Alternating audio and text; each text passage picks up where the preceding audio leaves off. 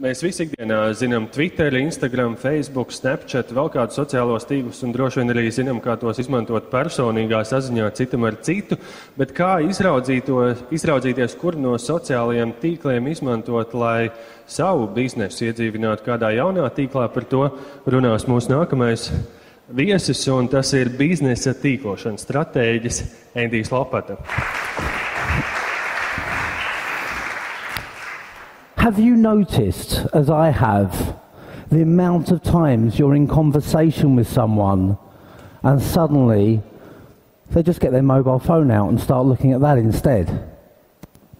Have we not got enough pictures of people's lunch on Facebook and videos of cats on Instagram to last us for a lifetime now? Aren't we just all getting so distracted by social media? Isn't it just trivial? Isn't it just a waste? Sorry, bear with me a second. I've just realised this is a perfect selfie moment. Everyone smile. Now, where was I? Everyone just sees this as trivial. Everyone just sees this as a waste of time, as ego. Everyone just sees millennials, our kids, standing there looking at their phone in absolutely any environment. Everyone sees anything but the slide I'm trying to present. I'm going to leave it there, and I'm going to try and do this without slides. Graham, just in case you haven't noticed, there are 4 men standing in their underwear in that picture. So I'm going to see if I have prepared a few shots for you, but just to make it flow a little bit more easily, I'll try and go without slides. But social media has got a bad name.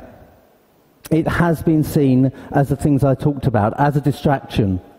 It has been seen and talked about as about people's ego and about trivia, and I think that's a shame because it misses the point. The point is someone like that. People who are millennials, people who have grown up with social media ruling their life, dominating their lives. Now, you can curse that, you can call that a problem, you can try and ignore that fact, or you can pull your head out of the sand. Because this generation is coming into the workplace now. And they are the most connected generation there has ever been. I remember when I was 25, just a few years ago, I backpacked for a year. I went travelling. So I travelled actually for 15 months. I went to Los Angeles and Hawaii and all around Australia and finished 3 months with 3 months in South Africa. And when you travel, something very special happens. You meet people, and in a very, very, very short space of time, they become your best friend in the world. And you do everything together while you're in that city together. And then they go north and you go south and you meet new people and new best friends. Now, when I travelled, more than a few years ago, we didn't have mobile phones, let alone email, let alone Facebook accounts. And you didn't know how long it would be before you got home, how long it would be before they got home. My best friend now comes from those days, but he's the only person out of all of those people I stayed in touch with, and that's because he moved to London. Those relationships just broke up and we moved different ways. Not for this generation. What's happening for them is that they make friends on Facebook with the people they go to school with. And they stay friends. And then they go to university and they make friends on Facebook with the people they're at university with, and they stay friends. Then they travel and they stay friends, and then they go to their first job and they stay friends, and so on and so on and so on. If I look back at the first 10 years of my career, I'm probably connected to about 4 or 5 people that I worked with over those years, and those mainly are because they've come back into my life through social media. Do you think she's going to have 4 or 5 people from the first 10 years of her career in 40 years' time? She'll be going into a job more connected than you could ever hope to be. And you have to make the most of that. And social media is what's driving it. And social media offers us huge opportunities. Huge opportunities as businesses in terms of the people we employ and those networks they bring with them. Huge opportunities as business in terms of the reach it gives us, the way we can connect with people. The three of us can connect with you all today, and those people we speak with and we connect with, you'll remember us and we'll remember you a long time after this event. You know, I spoke in Bucharest a number of years ago, and I was invited back to speak in Timisoara in the west of Romania 4 years later because I'd connected with someone from that event on LinkedIn and stayed insight in mind. So it offers us those opportunities. But we need to be strategic in the way we approach it. If we don't have a strategy in the way we approach our social media, then we will just see it as a distraction. If we're not strategic, we will just post trivia. But if we understand why we're there and what it can achieve for our businesses, how it can help us reach new people, how it can help us establish a presence in new markets, then suddenly the way we engage with it becomes different. And what I want to talk to you about today is exactly that strategy. So I believe that social networks, like networking generally, helps us in three ways. It helps us to become better known, it helps us to become better equipped, and it helps us to become better connected. So I'm not going to stand here and say to you, use social networks to sell more, because networking isn't selling. But is it fair to say that if you're known for the right things by the right people at the right time, people will buy from you? Is it fair to say that if you understand your clients, if you understand the markets you want to go into, you understand the challenges they face, you know what they're thinking, people will buy from you? And is it fair to say that if you know the people who know and influence the decision makers, people will buy from you? Social media, as you should already have gathered from both of Graham and Grant's presentations, social media is not about sales. It's about people, and it's about your relationships and your engagements with those people. But if you build the right networks, if you engage in the right way, those people will help you become better known, better equipped, and better connected. So I'll take each of those in turn. Let's start with networking to become better known. And I want to tell you about one of my favourite networkers that I've ever met. I was giving a presentation a few years ago in London. And just before I was due to go up on stage, this guy waved me over. He was sat in the middle of the room at a table. Everyone sat on round tables. He said, "Andy, come over here, come over here." So I went over, and he reached into his pocket, and he pulled out his mobile phone. He said, "You see that phone, Andy? I've got 2,000 contacts on there. That's good networking, isn't it?" And I looked at his phone, and I looked at him, and I said, if you phoned every one of those 2,000 people, and they greeted you by your first name, and they were happy to give you their time, yes, that's a good network. I said, if while you're at this event, while we're having this conversation, if any of those 2,000 people were in a meeting with someone you wanted to influence or engage, if they recognized that, if they thought of you, if they knew what to say and they said it, that's a fantastic network. I said, otherwise, easy to carry around the yellow pages, isn't it? You know, we live in a culture that's dominated by numbers. How many contacts have you got on your phone? How many business cards did you collect at that event? How many business cards did you give out at that event? How many friends have you got on Facebook? How many followers have you got on Twitter or Instagram? How many connections have you got on LinkedIn? We live in an environment where people pay to have followers on Twitter. Think about that for a second. They're paying for robots, for numbers, so they can look good.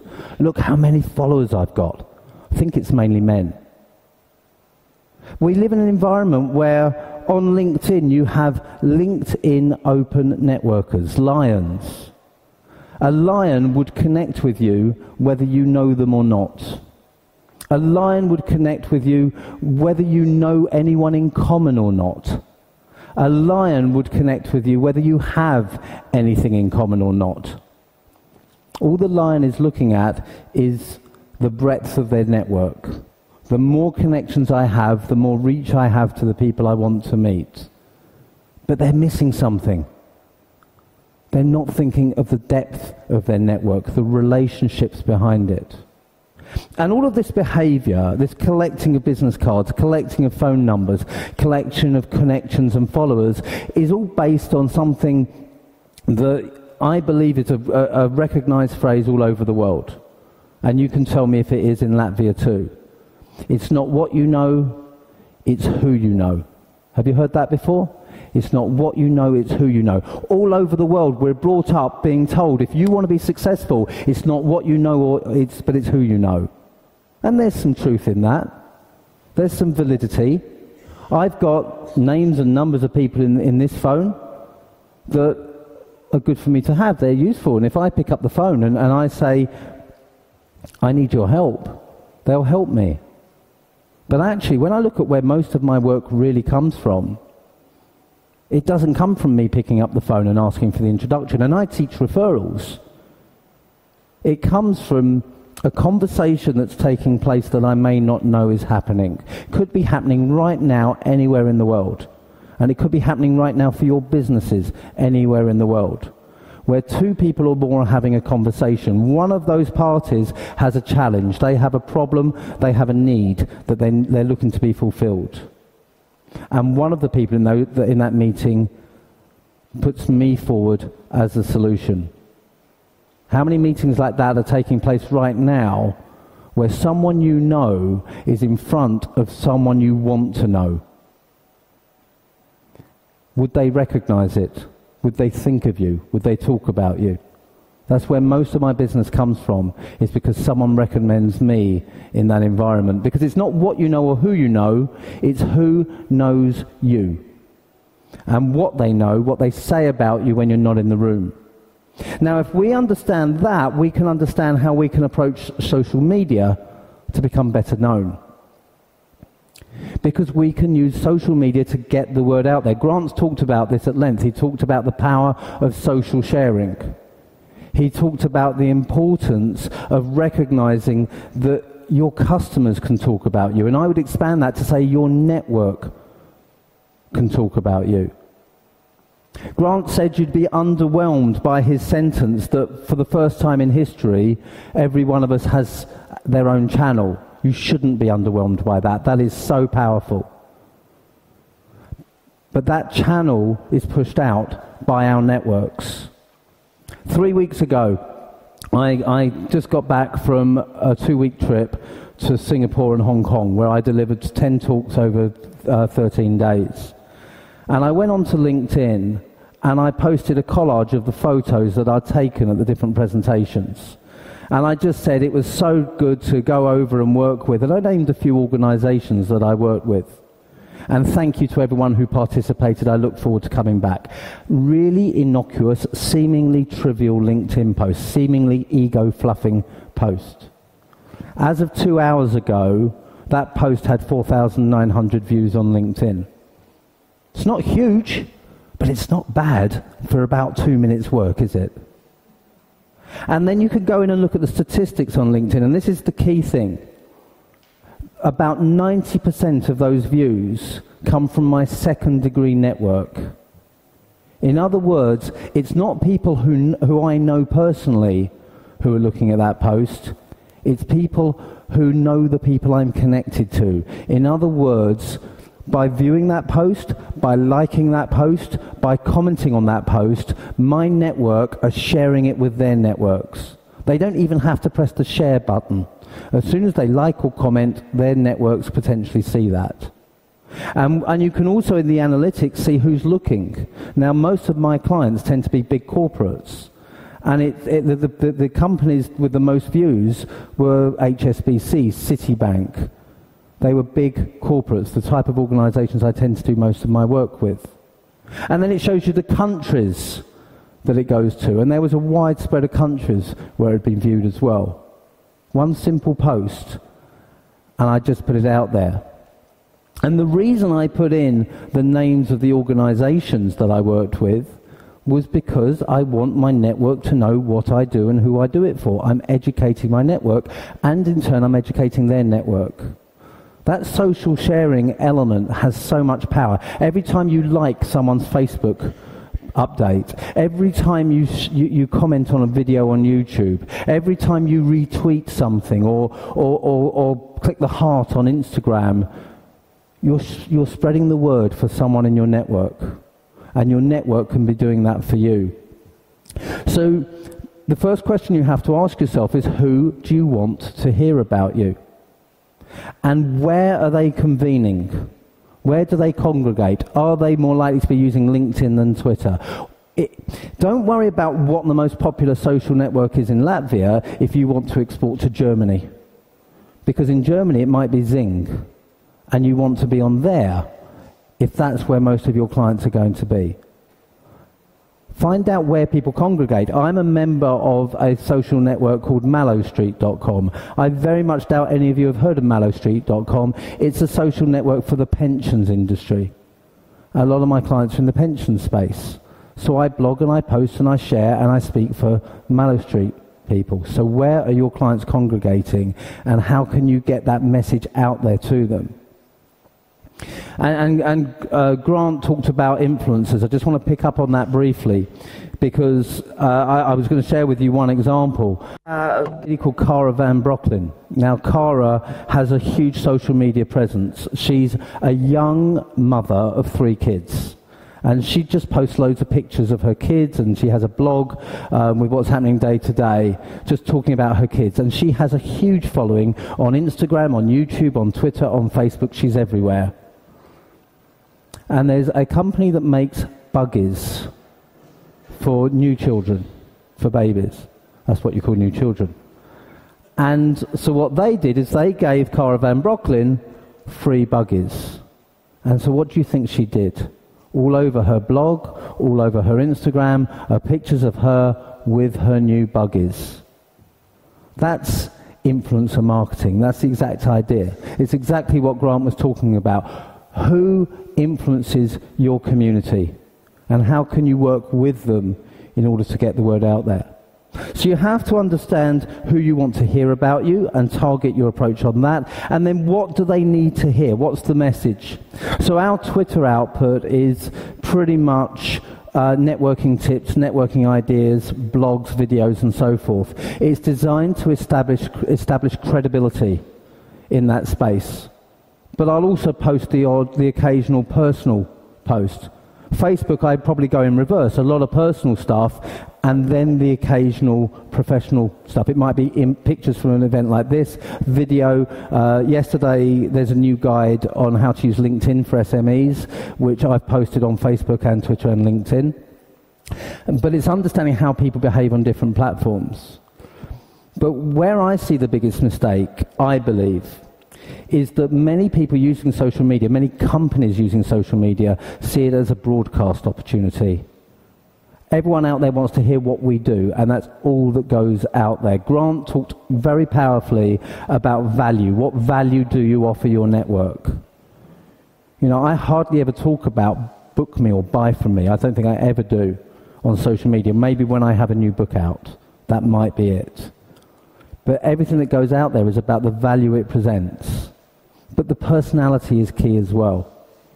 I put a lot up about the concerts I go to, the sporting events I go to, theatre shows, a lot about politics at the moment, which may lose me a few people, but you've got to get the balance as well. JetBlue is a great example. If you look at the way they use their social media, it's about engaging with people. You know, someone tweeted JetBlue and said, I'm coming to Tampa, where's my parade? She was just boarding the flight, and the JetBlue in Tampa airport saw it and went and waited for her at the gate with signs saying, "Welcome Amy," and banners. You know, it's those little touches. It doesn't have to be a big campaign, it's small touches.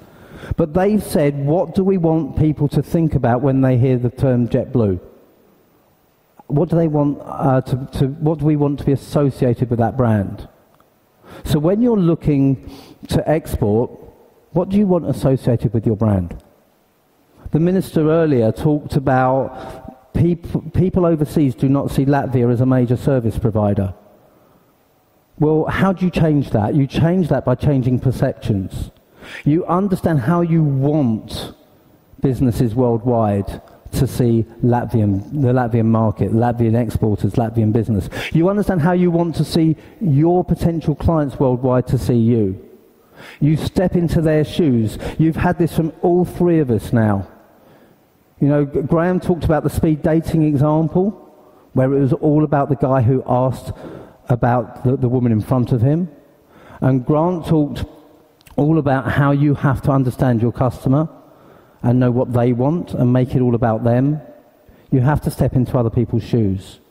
Your social media output should be about what resonates with them, because if it resonates with them, they will share it and they'll tell other people, and that's how you build a reputation, that's how you build perception. So that's networking to become better known. Then we move on to networking to become better equipped.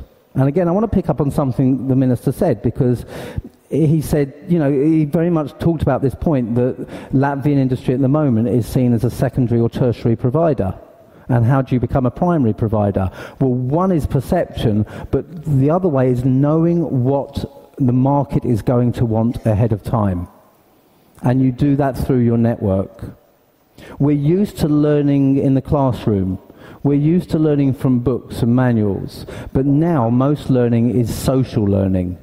It's collaborative learning, it's sharing, it's understanding from other people, it's asking questions, it's going on to LinkedIn forums where your clients are congregating and asking them questions or just watching what they're talking about. It's using Twitter hashtags and Facebook hashtags to watch conversations in various spaces as well. It's about building a network of people who can feed into you what that market is interested in. It's about building the relationship with those people so they'll open up to you and they'll tell you in advance what that market is interested in. So use social networks to learn. Use social networks to innovate. Social networking was devised initially by introverts who sat behind screens all day and didn't want to go out to networking events, but understood the importance of collaboration and support and how that drove innovation. But we all have access to it now. So whether you're introvert or extrovert, build your networks online. Ask them questions, find out what their challenges are, find out what they're thinking, share your successes, ask other people for theirs, share your failures, ask other people for theirs. But build a diverse network as well. Not just people who do the same thing as you, not just people in the same markets as you, but build a network of people across a range of industries, a range of sectors, a range of demographics, people the other side of the world, people of different age group to you, people with a different background to you. Because one thing I've learned in all of the speaking that I do is that every industry, every sector, indeed every company thinks that their challenges are unique to them. But they're not, they're the same challenges all over the world. We just put a different label on it. And if you're in the automotive industry, then there will be an agreed wisdom within the industry. This is how we do it. This is what works. This is what doesn't work. But you talk to someone in the creative industries, they'll have the same challenges, but they'll approach them in a different way. And you can learn from that. So connect with people, whether or not you see an immediate relevance. But don't just do it for the numbers. You need to build the relationships as well. You need to be able to engage with people as much as possible in conversation, so you're not just another number in their network. Where possible, where feasible, you need to go out and see people as well, meet them in person. So if you're traveling on business and you find yourself somewhere and you have the time, set up 2 or 3 other meetings. I'd never been to Singapore before 4 weeks ago. I didn't have a chance to breathe or have a break in a week because I was back-to-back meetings and presentations. And I'd never been to the country before in my life. Grant said, for the first time in history, every one of us has our own channel. For the first time in history, every business can compete on a global scale. It doesn't matter the size of your business, you have the potential to compete globally. I've spoken in around 25 countries. I'm a 3-person business. Grant's probably well ahead of me in terms of numbers of countries that he's spoken in. He's a small business, I don't know the numbers as well, 2 or 3 people. You don't have to be a big organisation with scale. You collaborate, you work with other people, and it's your social networks that can help you find those people as well. And that leads me on to the third thing. So we talked about networking to become better known. It's not what you know or who you know, it's who knows you. What they know, what they say about you when you're not in the room. We talked about networking to become better equipped, understanding the power of collaboration, the power of learning from each other, how that drives innovation, and needing to diversify that network. And we finish with networking to become better connected. I said to you just now, I had never been to Singapore, and yet I was speaking non-stop. In fact, I'd never spoken in Hong Kong either. I delivered 10 talks in 13 days. It was all through my network. As soon as I knew I was going to the Far East, I started reaching out to people I knew. I said, who do you know who's in Singapore or Hong Kong? They introduced me to people they knew. They introduced me to people they knew. I worked out that one engagement came through 7 different connections, from one to the next, to the next, to the next, to the next, to a booking. Now that's the proof of something that many of you will have heard of called 6 degrees of separation. The idea that we're no more than 5 steps from anyone in the world. And it's where most of my business comes from, either because I look for the referral or because someone talks about me to someone else. Biggest mistake in networking, online or face-to-face, is where people look at your name badge, ask what do you do, and then decide whether you're relevant to them or not. They sell to the room when they should sell through the room. They're forgetting everyone you know. Even with our own networks, we forget the life they have beyond the life they have with us. But if you build strong relationships with people, if they trust you, if they understand what you do, and they understand who you do it for, then they will introduce you. They'll connect you. Those 2 key areas, those 2 elements, trust and understanding, are 2 of the 3 I teach in referral strategy. Trust, understanding, and opportunity to refer.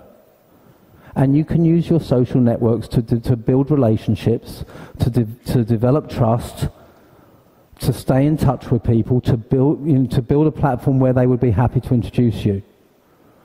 I was followed on Twitter by a young lady in Switzerland called Jessica. And I noticed she started retweeting me regularly. And she was commenting on my tweets. Now, I noticed that, and I appreciate the support. So I started to look at her Twitter handle, and I followed her back, and I looked for what else she was retweeting. And this went on for quite a while. We never really spoke. I thanked her for retweets occasionally, but we never really engaged.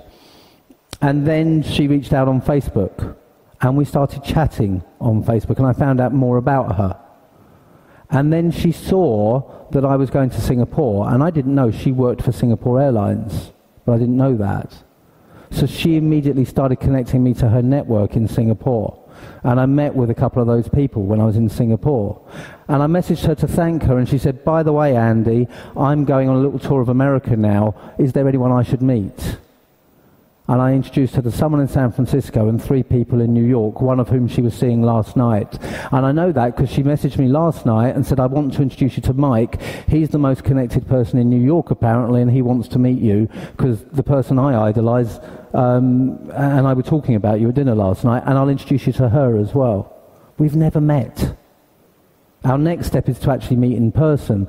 But I had enough confidence in her to make those connections because of the way she engaged with me over a period of time online. Now I need to understand more about where she is and what she's doing and what she wants to achieve, because then I can make more intelligent connections for her. It doesn't happen overnight. Don't join Twitter and sit there 3 days later and think, I've tweeted 18 times, where's the business? You have to invest. You have to build relationships. You have to give value, very much what Grant was talking about. But the more you do that, the more people will want to help you. And when you have a network of people that want to help you and support you, you ask for the introductions. And that's where LinkedIn comes in. LinkedIn is based on the first 3 of the 6 degrees of separation. And I'm going to be talking a lot more about that in the workshop. But LinkedIn is such an underestimated tool.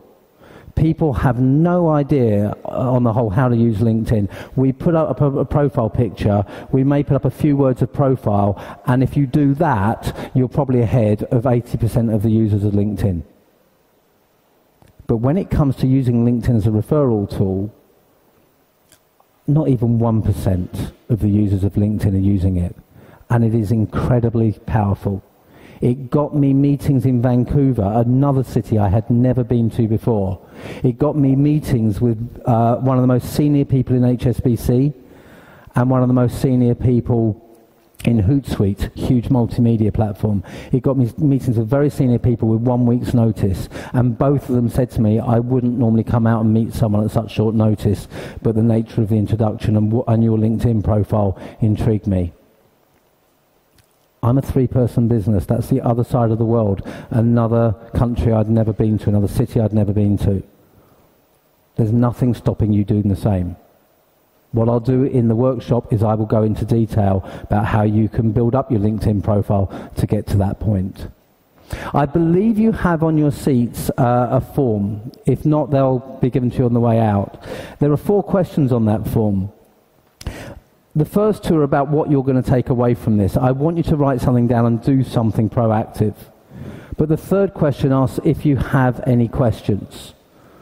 What I'm going to do for you, if you can give those back to the registration desk before you leave today, and if you're coming to my workshop, you can fill them in twice, that's fine, or just do it at the end of that.